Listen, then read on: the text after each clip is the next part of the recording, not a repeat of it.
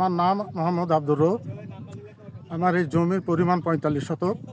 আমার ভিটা মাটি বাড়ি করার মতো ২৫ ছিল।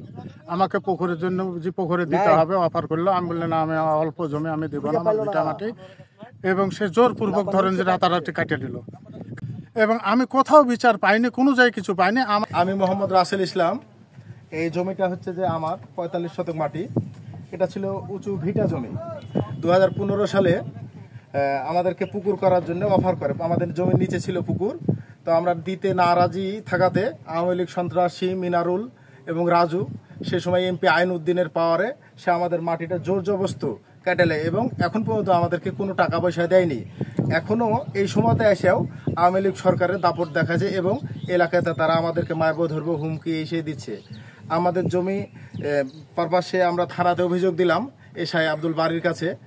৩ দিন ডেট দিয়েও তারা হাজির হয়নি এবং এলাকাতে বিভিন্ন জায়গাতে তারা এরকম বসার কথা বলে তারা এখনো বসেনি। মিনারুল হচ্ছে 18 সালে বিস্ফোরক মামলার আসামি।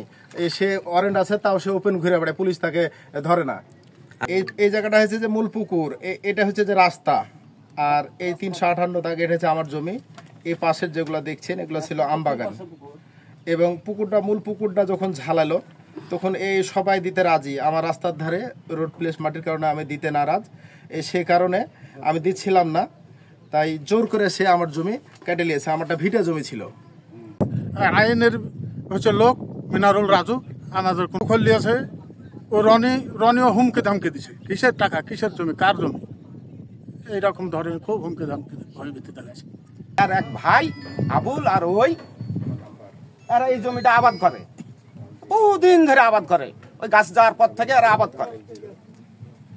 এই আপনার আওয়ামী লীগ সরকার আপনার 15 বছর না ক বছর হয়েছে আসা, এর কিছুদিন পরে এই ছেলে কিন্তু এই মিনারুল এই ছেলে আসা এই পুকুর কাটতে এসে জোর জবস্ত এই জমিটা কিন্তু তাদের কাছ থেকে কাটা লাই আর হুমকি দেয়।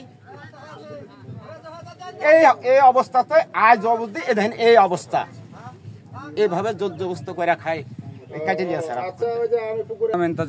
আমি এই পুকুরের মালিকের যোগানদার, আমি পুকুর দেখাশোনা করি। মিনারুল বলছে আমার, এরা বলছে আমার। এখন কোন পক্ষের টাকা দেবো আমরা কিন্তু ঠিক পাই। টাকা স্টিল আমাদের কাছে জমা আছে, যে পক্ষের আসবে সে পক্ষে আমরা টাকা দেবো।